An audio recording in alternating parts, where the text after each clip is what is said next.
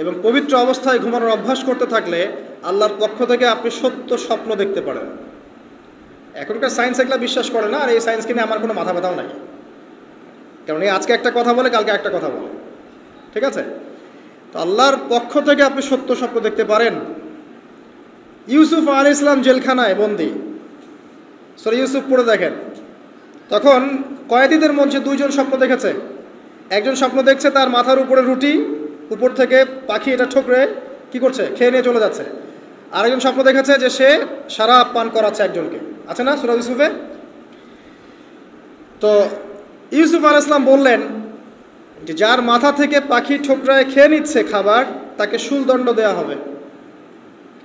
আর যে শরাব পান করাচ্ছে সে অতি শীঘ্রই মুক্ত হয়ে যাবে, জেল থেকে ছাড়া পেয়ে যাবে। কয়দিন পর তাই হলো। এই যে স্বপ্ন যারা দেখেছে এরা কি মুসলিম? এই স্বপ্ন যারা দেখেছে এরা কিন্তু মুসলিম না।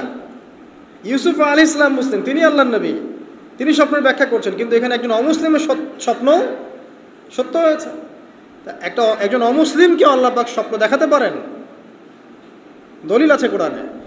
সত্য স্বপ্ন বলে একটা বিষয় আছে, যেটার জন্যে অবশ্যই আল্লাহর পক্ষ থেকে নূর দরকার, স্বচ্ছ একটা মন দরকার, কলবুল সালিম দরকার, বেশি বেশি আমল দরকার, হ্যাঁ, আধ্যাত্মিকত্ব দরকার, আল্লাহর মারিফত দরকার। তারপরে ইনশাল্লাহ সত্য স্বপ্নের প্রশ্ন আসবে।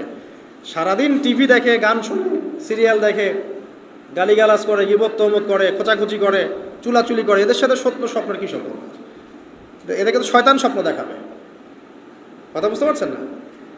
ফজরের নামাজের পরে নবী সাল্লাল্লাহু আলাইহি ওয়াসাল্লাম বসে থাকতেন, সাহাবীরা তাকে বলতেন কে কোন স্বপ্ন দেখেছে তিনি বলতেন, এবং তিনি স্বপ্নের ব্যাখ্যা ইন্টারপ্রিটেশন করতেন যে এটা এটা এটা এমন, এটা এমন।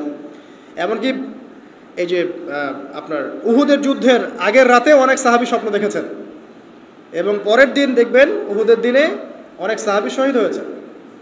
তো যাই হোক, ওইদিকে আমি যাচ্ছি না। তো এই যে ঘুমটা আপনি ঘুমাচ্ছেন, ইনশাআল্লাহ আপনার ঘুমটা কি হচ্ছে? ইবাদত হচ্ছে না? আলহামদুলিল্লাহ। আলেম যারা, তাদের ঘুমও ইবাদত। যারা এই যে মুসলিম, মুমিন, মুত্তাকি, আলেম, তাদের ঘুমগুলোও কি ইবাদত। এখন ঘুমান শেষ, ঘুমের মধ্যে যদি দুঃস্বপ্ন দেখেন তাহলে আপনি বাম দিকে 3 বার থুতু ফেলবেন, ফেলে আউযু বিল্লাহি মিনাশ শাইতানির রাজিম পড়বেন, পরে পাশ পরিবর্তন করে আবার ঘুমাবেন। এটা হয় না ঘুমের মধ্যে অনেক সময়? অনেকের বোবা ধরে, শ্বাস নিতে পারে না। এগুলো এজন্যই হয় কারণ তারা ঘুমানোর আগের জিকির আজগারগুলো করে না। নিয়মিত করলে এগুলো সমস্যা ইনশাল্লাহ হবে না। আপনি নিজের ভালো নিজেই বোঝেন, হুজুরের কাছে দৌড়ানোর দরকার নাই এত বেশি। নিজের বাচ্চাকে নিয়ে এত দৌড়ানো, এই কবিরাজ, ওই কবিরাজ, ওইখানে তাবিজ, এত দরকার নাই তো। নিজের আমল নিজে করেন, দেখবেন আপনি আল্লাহ পাকের পক্ষ থেকে নিরাপত্তার মধ্যে আছেন ইনশাআল্লাহ। আল্লাহ তৌফিক দান করুন।